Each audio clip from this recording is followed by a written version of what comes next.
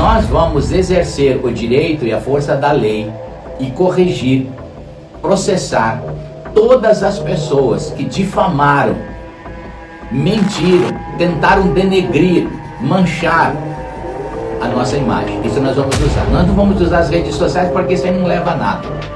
Mas nós vamos usar a força da lei, a justiça. Cada uma dessas pessoas que postou, que denegriu, que tentou manchar a nossa imagem, nós vamos processar e usar a justiça para isso. Entendendo que foi Deus quem nos deu essa vitória. A advogada dele já está dizendo que ele foi inocentado. Mentira! Mentira! Ela é uma mentirosa. Ela tem que provar. Cadê a sentença que ele foi inocentado? Que não houve nenhum devido processo legal. Inclusive, eu estou aqui com a decisão que afastou, que o governador afastou 2 advogados, né? E a fala do governador da Flórida. É meu dever como governador garantir que as leis promulgadas pelo nosso legislativo devidamente eleitos sejam cumpridas. O povo da Flórida Central merece ter um procurador estadual que busque justiça de acordo com a lei, em vez de permitir que criminosos violentos percorram as ruas e encontrem novas vítimas. Fecha aspas. Palavras do governador Ron DeSantis. Existe um grupo de pessoas na internet que elas estão sempre a favor de quem está falando mal de alguém. O dia que você não falar mal de alguém, elas se voltam contra você. Então, eu não tenho medo de redes sociais. Por quê? Porque eu não tenho seguidores de rede social. Eu tenho pessoas que são discípulos de Jesus, que querem se alimentar com a palavra, com a oração, e essas pessoas me seguem. De milhares de pessoas que nos seguem, meia dúzia de pessoas nós tiramos fora porque era incondizente com a palavra de Deus, com o seu falar, com a sua linguagem. Eu nem quero que essas pessoas me sigam, porque não é o meu feitio falar de ninguém, também nem usar a rede social para isso. Mesmo tendo a verdade ao nosso favor sobre esse caso, e por direção de Deus, e como orienta a palavra de Deus, nós não nos defendemos nas redes sociais, porque não é um lugar certo para isso. Julgar pessoas, moralmente se atingir, não é a rede social. Não foi para isso que Deus nos chamou. E se uma pessoa, por mais que ela se diga certa, e ela usa redes sociais para denegrir uma imagem, para destruir uma imagem, você deveria ter um pouco mais de entendimento bíblico na sua vida para fazer peneirar isso, né, na sua mente. Eu confio na justiça de Deus. E a justiça de Deus não é a meu favor. A justiça de Deus, ela é a favor da justiça de Deus. Outra coisa, nós confiamos na justiça dos Estados Unidos. Era onde o caso estava. Na justiça dos Estados Unidos. Nós não fomos para as redes sociais, nós acreditamos primeiro na justiça de Deus, segundo na justiça dos Estados Unidos. Porque nesses lugares prevalece, não é o que está dito nas redes sociais, nesse lugar prevalece a verdade de Deus. Quem tem a verdade não precisa se explicar. Você já notou que quem tenta se explicar a todo momento, explicar alguma coisa, falar alguma coisa, ela não tem a verdade porque ela precisa cada hora contar uma coisa diferente? Quem tem a verdade, ele não precisa se explicar o tempo todo. Por isso que nesses tempos de acusações, nós não fomos nas redes sociais. O canal era, onde é que estava o julgamento? Na justiça americana, então confiamos lá. O que nós passamos nesses últimos 40 dias de sofrimentos, difamações, condenações de pessoas que fizeram um julgamento baseado em notícias manipuladas por pessoas inescrupulosas. Notícias sem fundamento de verdade, né? E com interesses pessoais para ganhar o quê? Likes, engajamento de redes, não importa quem eles usaram. Não importa as pessoas que eles usaram. Não seria justo ouvir os dois lados antes de emitir uma opinião, antes de julgar, destruir o nome de uma pessoa? Não seria justo ouvir os dois lados, esperar ter uma sentença dos dois lados? Não era justo isso? E foi o que a justiça americana fez. Ela ouviu os dois lados e tirou as suas conclusões. Ela rejeitou todas as acusações que não se mostraram verdadeiras. As pessoas podem falar o que elas querem nas redes sociais. A justiça americana não olha as redes sociais para ter uma base em um processo. Nenhuma justiça no mundo. Elas olham para provas. Não é o que se escreve numa rede social. Uma rede social está aberta para cada um falar o que quer.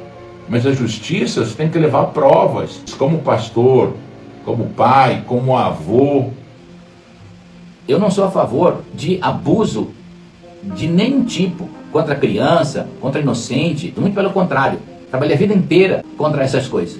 Mas para isso, para toda causa dessa, existe uma justiça. E esse caso estava sendo julgado dentro de uma das justiças que melhores tem no mundo, nos Estados Unidos. Mas agora ela foi levada pelo outro lado para as redes sociais, para ter um julgamento lá. Vamos lá, as acusações. O acusado era o meu filho, o Marcos Gruber. É um homem de 42 anos. Primeiro, se tivesse uma acusação correta, deveria ser ele, não eu. Não outras pessoas que foram envolvidas, outros nomes, amigos, família e tantas pessoas que foram colocadas junto, em jornais, em redes sociais. E aí a gente vê a maldade das pessoas. A outra parte envolvida, o acusado era meu filho. Outra parte envolvida era o pai, uma mãe e uma criança de 5 anos. E todas as provas desse caso, todas as provas, elas estão hoje com a promotoria na Flórida. Não é um caso que foi feito nas redes sociais, é um caso que todas as provas estão na promotoria lá no condado de Osceola County. Tanto as provas de acusações como as provas de absolvições. Foi com esse material que a justiça trabalhou. Hoje nas redes sociais me passaram muito, né? Uma mentira deslavada. Tem material genético na roupa da criança. Não tem.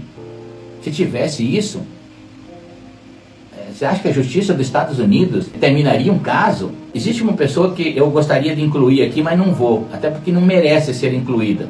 Vou fazer uma outra live com ele, falando dele, falando com ele.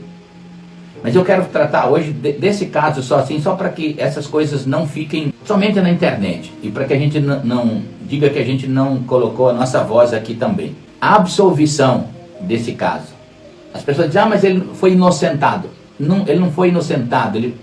O meu filho, esse caso, ele não foi julgado por falta de provas. Mas eu vou tentar desenhar isso aqui, tá? O devido processo legal, ele foi garantido por um juiz nos Estados Unidos imparcial, com as duas partes assistidas por advogados, e com uma decisão que após a verificação do que foi apresentado, não há elementos mínimos para o início de uma ação penal. Nem o mínimo para o início de uma ação penal. Sequer foi aberta uma ação penal. A injustiça entendeu não haver razões mínimas para a instauração de um procedimento penal. Um promotor e um assistente da promotoria no estado da Flórida não viram provas nenhuma para o caso seguir adiante. O caso foi fechado por um juiz, por não haver persecução ou grau de convicção de materialidade de provas.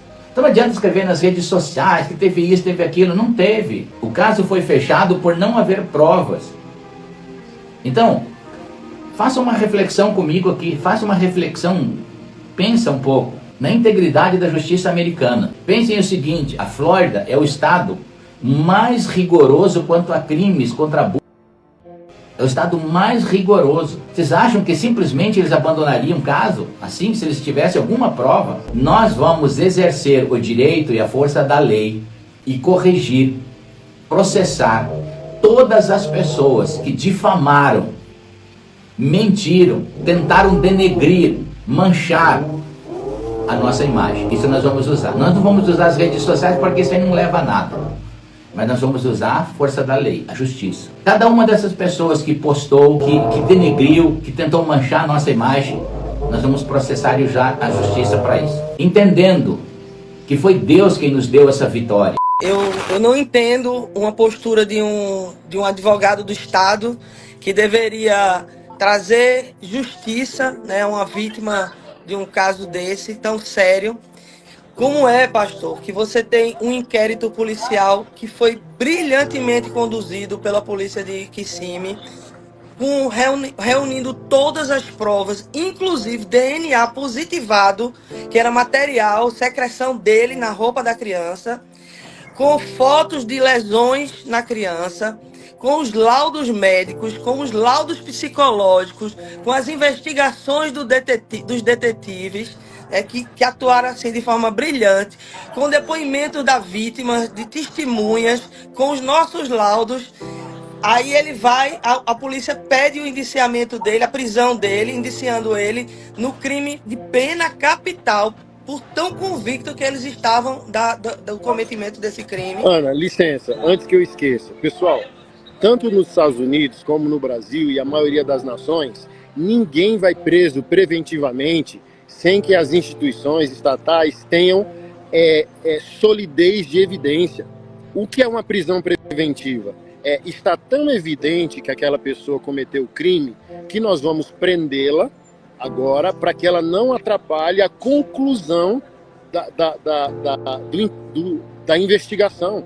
Então, do tipo assim, ó, não se pode, eu vou prender aquele cara ali. Por quê? Não, porque eu quero. Não se pode fazer isso. Só há prisão preventiva quando há concretude de evidência. Continuando. Então, com a conclusão desse inquérito, foi pedido a prisão dele na pena capital, uma das penas mais duras, a pena mais dura do Estado. Aí ele é preso, os advogados de defesa dele pedem a fiança para que ele responda em liberdade. É negado, totalmente negado, não é aceito porque as evidências, as provas são tão contundentes que não tinha como dizer assim, não existe alguma dúvida aqui, não. DNA, inclusive, dizendo que era um material humano, masculino, e confirmando o que era o DNA dele. Então, é negado, ele está preso. O caso sai da mão da polícia e vai para a mão do advogado do Estado, responsável pelo caso, para que ele entregue o caso à justiça, né, inicie o caso e faça a defesa da vítima. E simplesmente, numa sexta-feira, ele liga aleatoriamente para a vítima e diz que não tem interesse em dar continuidade ao caso, que não vai dar porque ele não entende que aquilo ali prova nada. Para ele não é prova aquilo ali. Ou seja, ele pegou todo o trabalho de grandes e renomados profissionais no inquérito policial, o do laboratório que fez o DNA, dos detetives, do xerife, de todo o departamento de polícia envolvido no caso, rasgou e jogou no lixo e liberou para conviver na sociedade totalmente livre e, inclusive, com risco, trazendo risco para a vítima, porque cai também a medida protetiva. Ou seja, essa criança, triste criança que vivenciou essa dor, esse trauma, quem vai proteger ela? Esse sujeito, ele vai voltar a cometer esses crimes, entendeu? Ele vai voltar. Ele simplesmente está livre, totalmente livre, inclusive para cometer outros crimes. E aí o que é que acontece?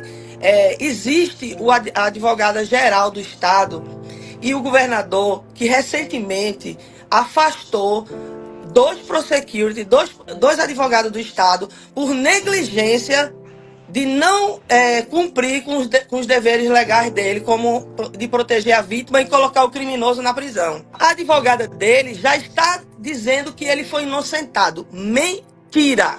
Mentira! Ela é uma mentirosa. Ela tem que provar. Cadê a sentença que ele foi inocentado? Que não houve nenhum devido processo legal. E o Estado, na pessoa deste cidadão, desse Trevor aí, está dizendo que não vai processar porque não viu prova nenhuma.